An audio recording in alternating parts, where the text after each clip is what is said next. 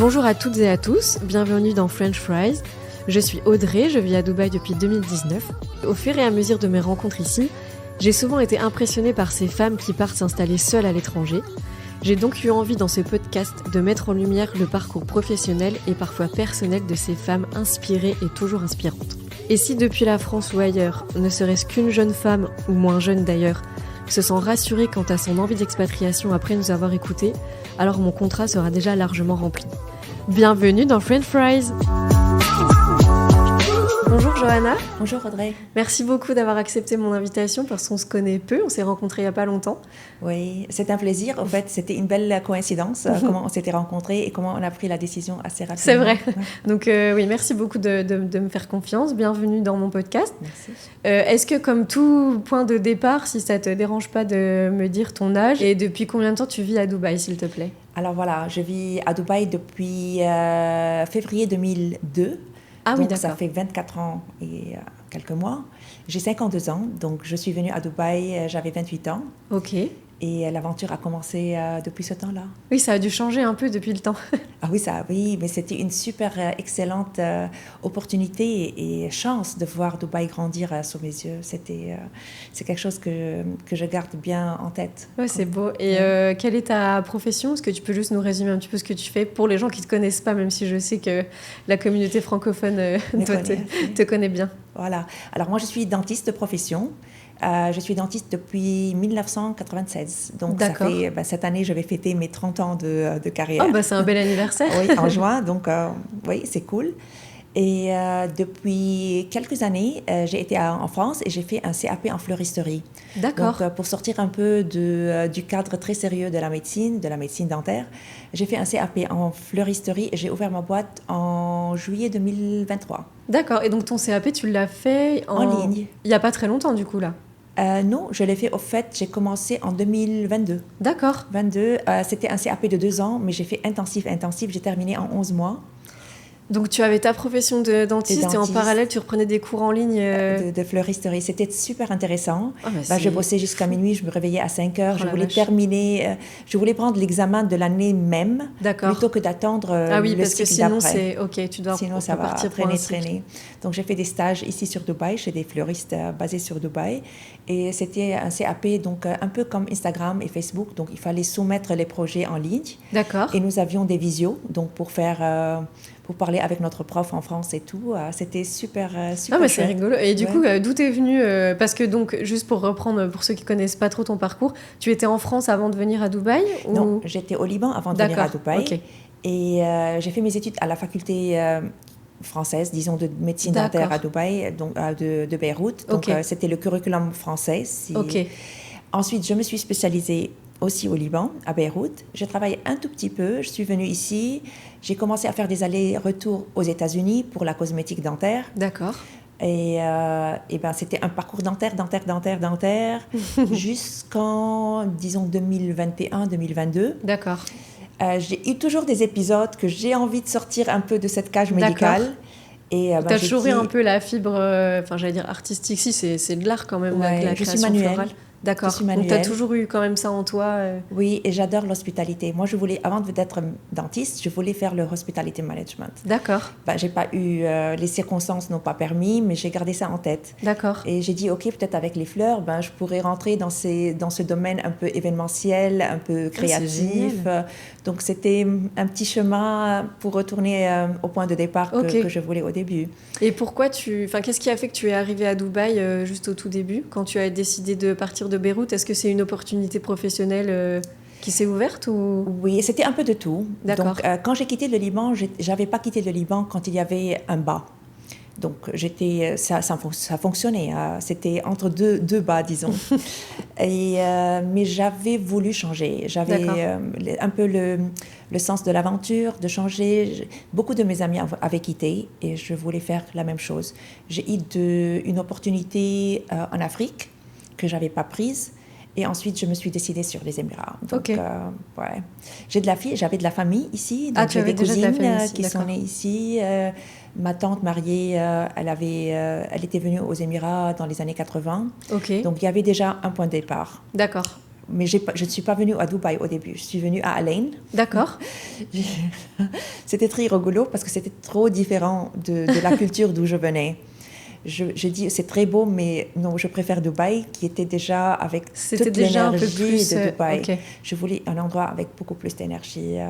Al Ain, c'est très beau, mais c'est plutôt pour prendre un week-end au calme. Oui, j'y suis allée qu'une ou deux fois, donc je connais pas vraiment la ville, mais oui, c'est forcément un peu plus calme qu'ici, je pense. Enfin, surtout maintenant. Mais... Et je ne sais pas si ça a trop changé depuis 2002, je ne sais pas. Je sais pas non plus, mais Dubaï, vraiment, c'était l'énergie de Dubaï et la mienne, on était vraiment sur la même longueur d'onde. Et vu que Dubaï a beaucoup changé depuis que tu es là, est-ce que tu ressens toujours quand même la même énergie ou est-ce qu'il y a des choses qui ont vraiment profondément changé de tout? Non, Dubaï ne nous a jamais lâchés en tant qu'énergie. Il y avait des moments un peu latents, mais ça n'arrête jamais.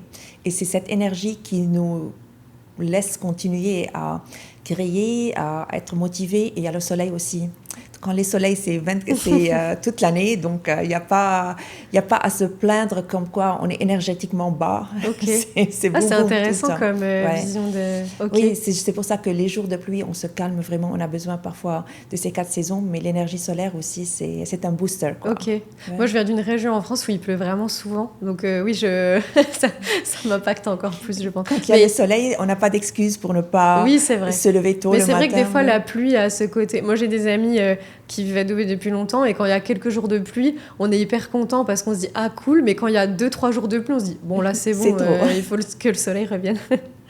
Ok. Vrai, ouais. Et du coup, quand tu es arrivée à Dubaï, tu avais déjà trouvé... parce que je sais à peu près comment ça se passe maintenant, mais je ne sais pas trop comment ça se passait quand toi, tu es arrivée. Est-ce que c'était facile de trouver un poste avant d'arriver ou est-ce que tu as cherché une fois que tu étais arrivée? Non, j'étais déjà headhunted. Donc, j'étais recrutée du Liban. Okay. En effet, ça devait être pour Dubaï.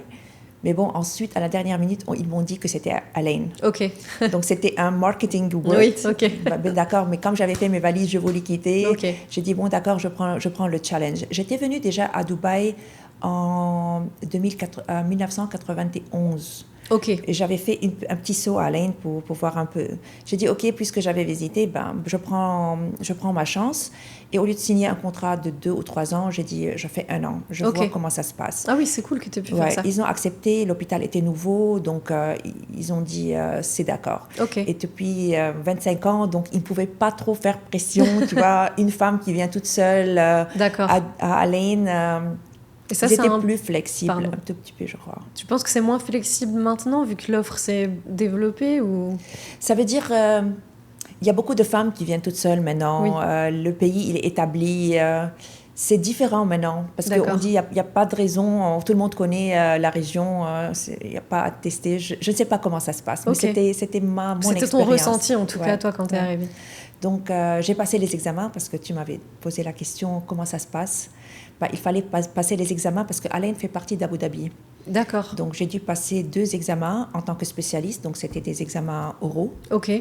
Et le temps que les résultats soient sortis et que les papiers soient un peu perdus dans le ministère, l'année de mon contrat était presque terminée. Ah oui, d'accord. Donc j'ai dit OK. Je vais à Dubaï. Parce que c'est vrai que maintenant, ils essaient quand même de tout automatiser via des applications et tout, mais il y a quand même souvent des bugs quand même. Ouais. Mais oui, ça devait être quand même encore plus lent que maintenant. C'était trop lent. J'ai dû même aller dans la chambre des archives pour trouver où sont mes résultats. Donc on a cherché dans une chambre. Ah oui, d'accord, oui. Donc c'est vraiment le level, ok. Ouais. Ça, c'était, Al Ain, c'était Abu Dhabi. C'est rigolo quand même. Et puis, j'ai dit, bon, d'accord, mon contrat est terminé, je viens à Dubaï. Ils m'ont dit, tiens, il faut que tu passes les examens de Dubaï aussi. J'ai dit, ok, on reprend. Je repassais d'autres examens, aussi oraux, pour Dubaï. D'accord. Mais les résultats étaient sortis. C'était plus organisé. Okay. Donc, en une semaine, c'était sur ordinateur, c'était carré, quoi. Plus carré. Ouais. Et là, du coup, tu étais employée par un hôpital ou tu étais à ton compte? Non, tu n'étais pas encore à ton compte? J'ai toujours travaillé à mon compte. J'ai jamais été salariée. Okay. C'était la seule année à Al Ain, quand j'étais à l'hôpital, de toute ma carrière, où j'étais salariée. Et après, quand tu es arrivée à Dubaï, À Dubaï, c'était le challenge. Donc, 0 client. Je ne sais pas comment ça se passe. J'ai soit à réussir, soit à réussir. Mon autre option, c'était retourner au Liban. Okay. Donc, j'ai dit non. Il n'y avait pas le choix. je vais faire comme un train. Donc, c'est one way. Hein. Il faut réussir. Et Et chaque fois que j'étais dans un bar, mes parents me disaient si tu n'es pas contente, tu retournes. Non, je suis trop contente, je ne retourne pas. Donc, il fallait réussir. J'ai appris plein de choses. La première année, un petit peu, c'était tester le terrain. Et puis, j'ai rencontré un dentiste français. D'accord. Là, c'était la deuxième année. J'ai commencé, donc c'était en 2004. D'accord. 2004, la deuxième année à Dubaï. D'accord. J'ai commencé avec un cabinet français et là, nous sommes restés jusqu'à Covid. Ok. Ah oui, donc 15 ans assez à longtemps. peu près. Okay. Oui, 15 ans, je dirais non, un peu moins. D'accord. Oui, jusqu'à Covid, 2019, 2020, 15-16 ans. C'était mais vraiment l'apogée de ma carrière. C'était topissime. On a passé vraiment... c'était un cabinet... ça n'arrêtait pas. Tu t'es épanouie dans ton métier, t'as pas senti de... Oui, et j'ai eu la chance, donc 2 ans après, donc 2005, j'ai eu la chance de rencontrer un dentiste dans une des conférences dentaires à Dubaï. D'accord. Et ce dentiste m'a dit, mais Johanna, tu es à Dubaï, mais tu es au meilleur moment, au meilleur endroit, parfait. Le timing est parfait. Et tu es spécialiste en prothèse, donc pas en prothèse dentaire, mais en prothèse, pas faire les prothèses, mais en prothèse dentaire. D'accord. Tu es à 2 pas de la cosmétique dentaire. Et j'ai dit, moi, tiens, c'est quoi la cosmétique dentaire? Tu ne sais pas, le Hollywood Smile, non. Mais tu es là, tu es presque là. Il faut que tu commences à venir aux États-Unis avec moi. Ok. Donc, il faut que tu t'inscrives à une association qui s'appelle American Academy of Cosmetic Dentistry. C'est une académie dentaire pour la cosmétique. Et je me suis donc, à la fin de la conférence, le même jour... donc c'est là que tu as commencé les allers-retours aux États-Unis. Et j'ai commencé par aller aux États-Unis, à apprendre la cosmétique dentaire, à passer des examens d'accréditation là-bas et amener ça à Dubaï. Oh, génial. Donc, de tout Dubaï et toutes les Émirats, nous étions 3 dentistes à aller là-bas. Ok. Et ça, c'était en 2005. Ok. Donc, j'ai été presque pendant 10 ans, aller-retour, apprendre les nouvelles méthodes, la nouvelle science et les amener ici. Ah, mais c'est génial. Et c'était encore super un challenge supplémentaire, mais... Ouais. Non, c'est chouette. Parce qu'à un moment, on peut arriver à un plateau, on s'ennuie un peu. Ensuite, il faut apprendre quelque chose de nouveau et puis redémarrer de nouveau. C'est bien pour les patients, donc on amène quelque chose de nouveau. Et c'est bien aussi pour oui, nous. comme ça, tu évolues dans ton métier. Ouais, et c'est plus ennuyant. Donc, ça veut dire que c'est moins ennuyant. D'accord. Ce n'est plus ennuyant. Oui, donc, ok, je vois la nuance. Ce n'est plus ennuyant. Et du coup, qu'est-ce qui t'a décidé à repasser ton CAP je ne sais même pas si on dit CAP fleuriste de fleuristerie. De fleuristerie. Oui, ouais, ok, ouais. À quel moment tu t'es dit, bon là c'est le moment Parce que là, du coup, tu as dit donc, jusqu'au Covid. Après le Covid, il y a quelque chose qui a changé dans ton métier ou tu as continué? Non, il y a eu l'explosion de Beyrouth. Oui, du port de Beyrouth, oui. Pas de Beyrouth, mais du port de Beyrouth.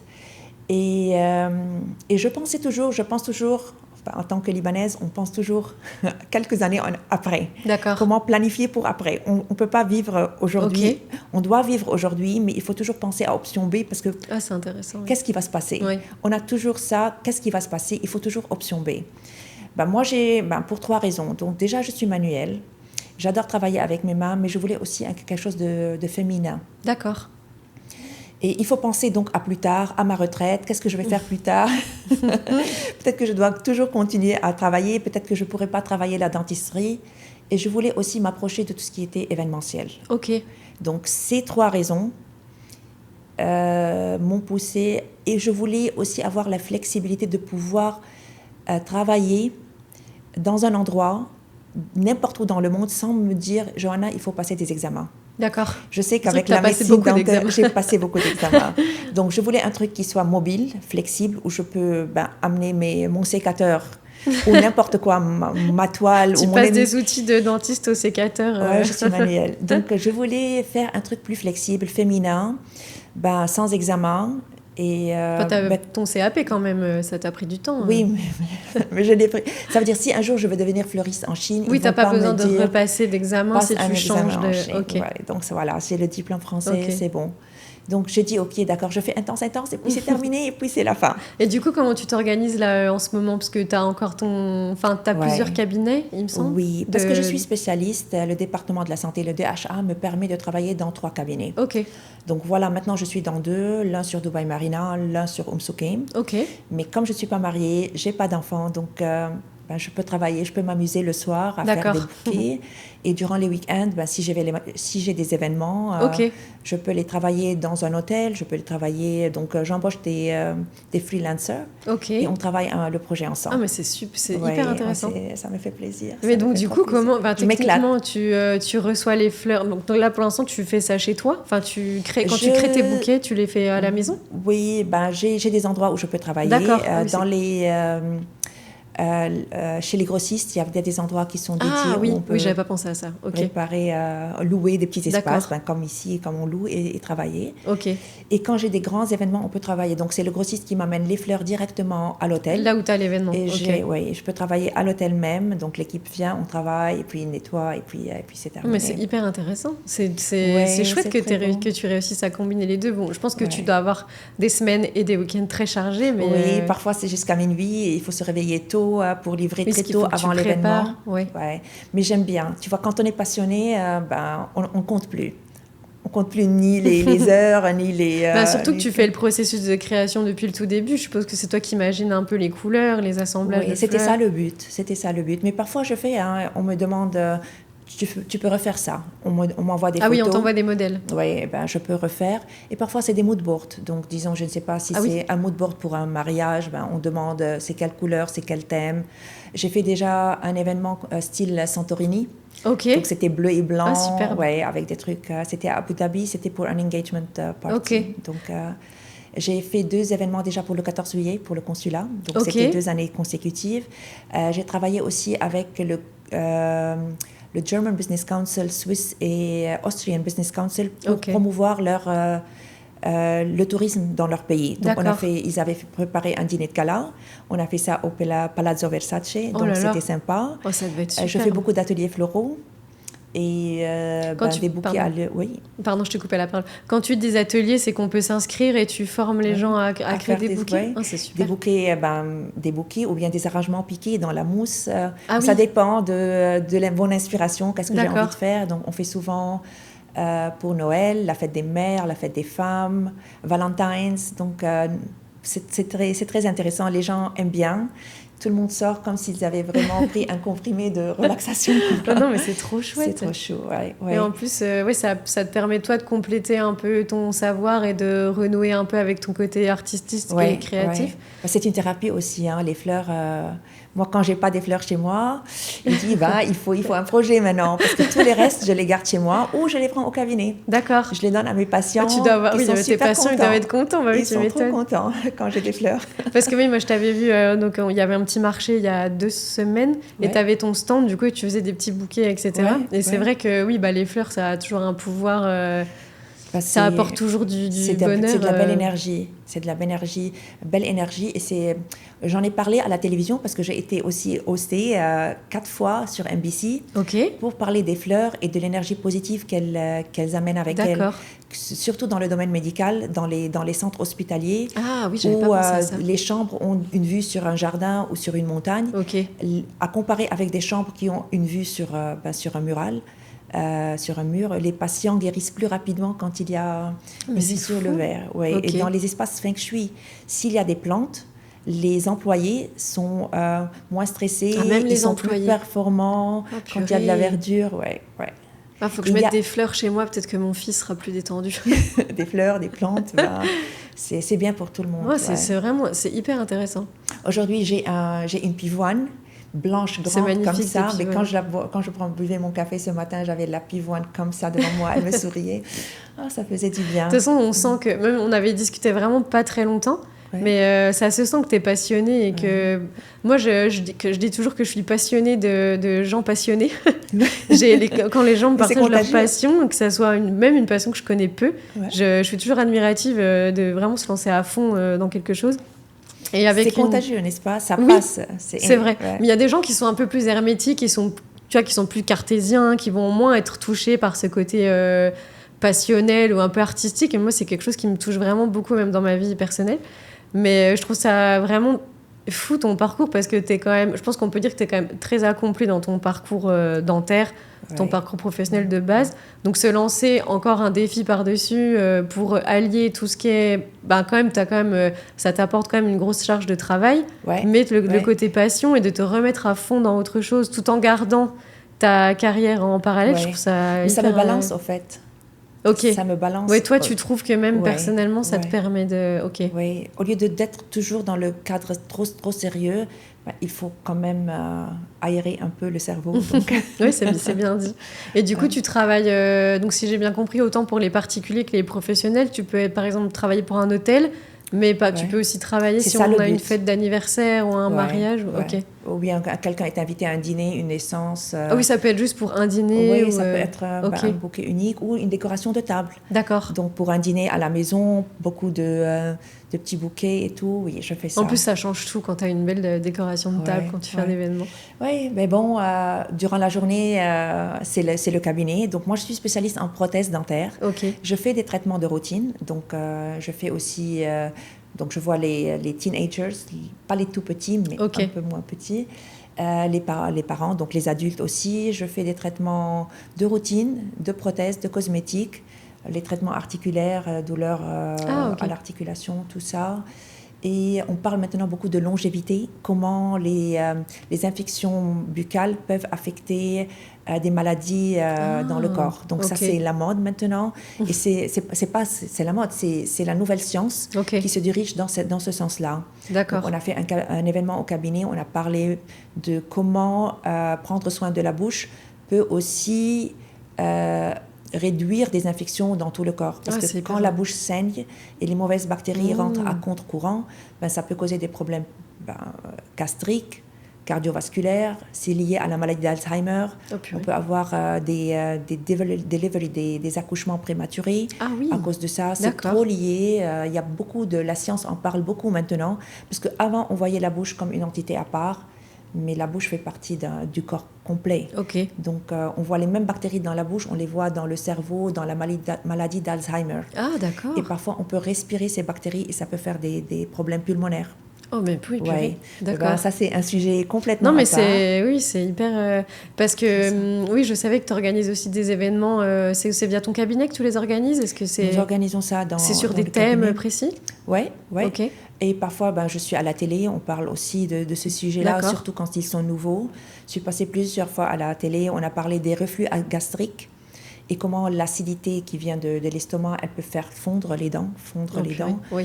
Il y a beaucoup de sujets qui peuvent être communiqués à l'audience pour vraiment les éduquer et leur faire voir la médecine dentaire d'un point de vue vraiment différent des notions qu'on avait depuis trop longtemps. Oui, c'est pour sensibiliser le public à des... Et les ateliers que tu organises avec ton cabinet, c'est ouvert au public, je suppose? Il faut s'inscrire ou... Oui, donc on fait passer le message, mais bon, on n'a pas une grande capacité dans le cabinet, donc 40-45 personnes. Oui, mais ça va quand même. Et puis quand on refait, il y a la chance pour les autres de venir aussi. Donc s'il y a des gens intéressés, il faut juste suivre la page Instagram. La page Insta, c'est surtout sur Instagram. Et pareil pour je communique aussi sur LinkedIn. LinkedIn et Instagram. Et pour les fleurs, c'est pareil, c'est les mêmes canaux. Tu utilises, on peut te suivre sur LinkedIn. Sur LinkedIn, oui, mais plutôt sur Instagram. Plutôt sur Instagram, d'accord. Et TikTok.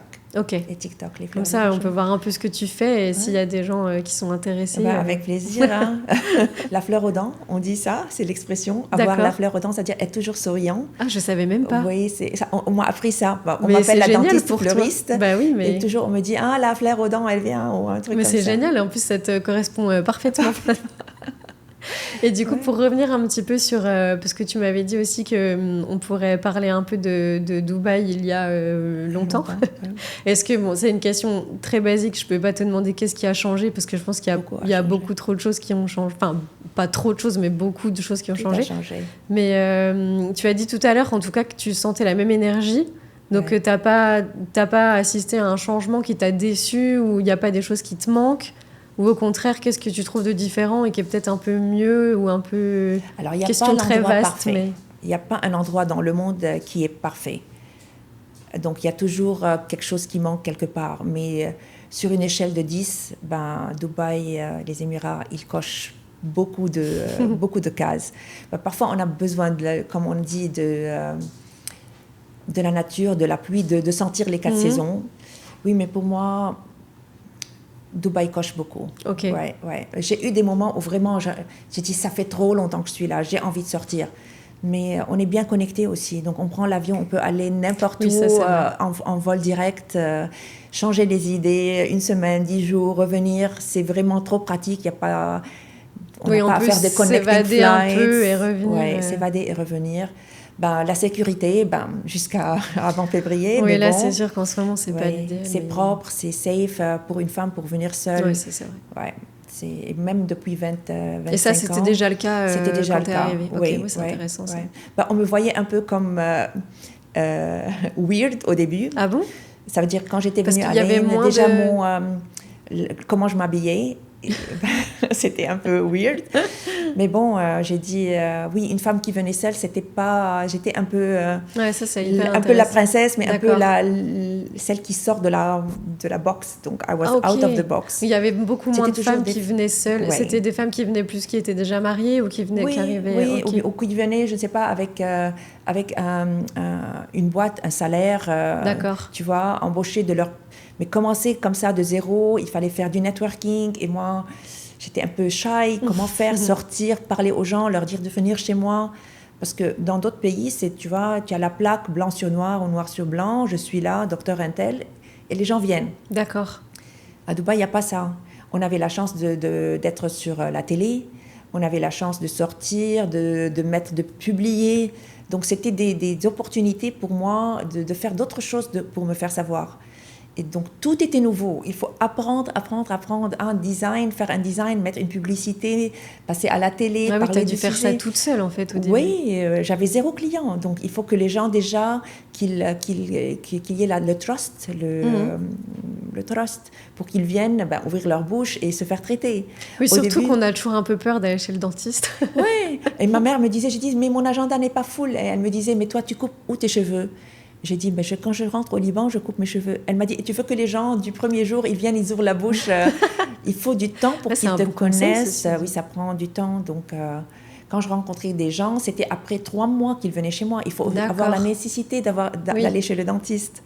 Oui, bien sûr. Il faut attendre pour que cette nécessité arrive. Et quand quelqu'un est content, c'est word of mouth, bouche à oreille. Bien sûr. Et puis ça a fait Et après, avec les rencontres, etc. C'est des referrals, des gens. Et j'ai même des gens qui ont quitté Dubaï, qui sont rentrés en Angleterre ou aux États-Unis ou au Qatar, retournés sur Dubaï, m'appellent sur le même numéro. J'ai le même depuis 25 ans. Johanna, tu es toujours sur Dubaï? On est très contents. C'est très bien, c'est trop bien. On veut te voir et tout. Ouais, il y a des gens qui viennent de l'étranger pour se faire soigner chez moi. Ah bon? Chez moi.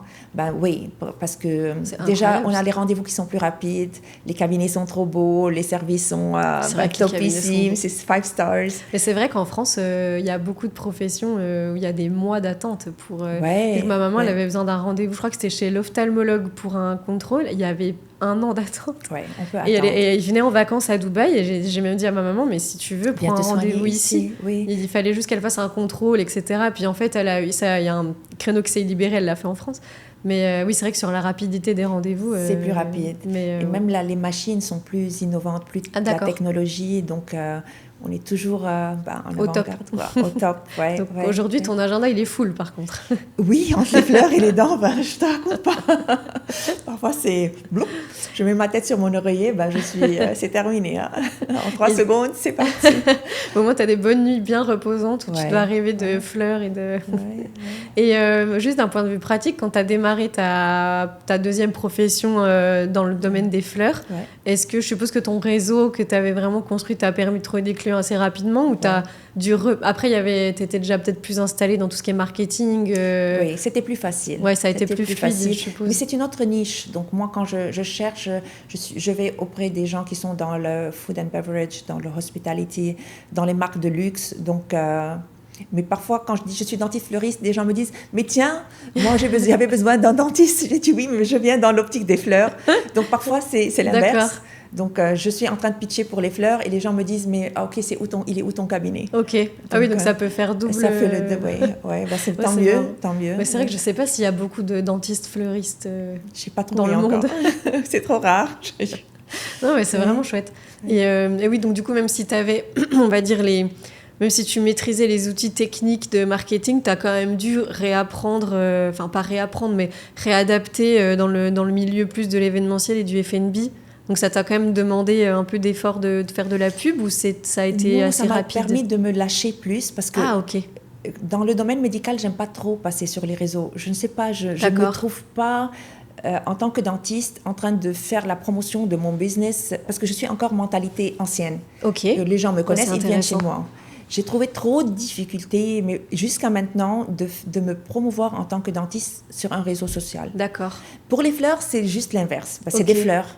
On peut parler, on peut... Oui, c'était différent. Mais bon, j'avais déjà un peu l'expérience avec le cabinet. D'accord. Oui, peut-être plus quand vous faites la promotion des événements au cabinet, peut-être plus que que t'en parles sur les réseaux, mais c'est vrai que tu vas pas en parler pendant des heures en partageant la passion, etc. C'est peut-être moins naturel. Quand tu me dis, choisis, tu veux faire un reel pour les fleurs ou pour les dents, je te dis pour les fleurs. Je me sens plus à l'aise, je me lâche plus facilement. Oui, c'est peut-être plus créatif aussi. Oui, je trouve que ça match mieux. De toute façon, les fleurs, c'est plus visuel aussi qu'un soin dentaire, je pense. Exactement. Il suffit de voir un bouquet, les gens me disent moi je veux le même, j'ai vu chez Intel, il est très beau son bouquet, je veux le même. D'accord. On me dit ça. Oui, c'est le bouche à oreille qui marche. Encore plus en ce moment, j'ai l'impression. Depuis que ça fait du coup maintenant on va dire 2 gros mois que la situation est un petit peu plus compliquée, mais il y a vraiment un élan. J'en ai parlé avec mon invitée d'avant qui est DJ, et elle disait qu'elle sentait aussi qu'il y avait un gros élan de solidarité et que les gens, forcément il y a pas mal de gens qui sont partis, qui reviennent, qui font un peu l'aller-retour, et du coup les gens qui sont sur place, les gens ils se resserrent un peu avec tout ce qui est le local brand, etc.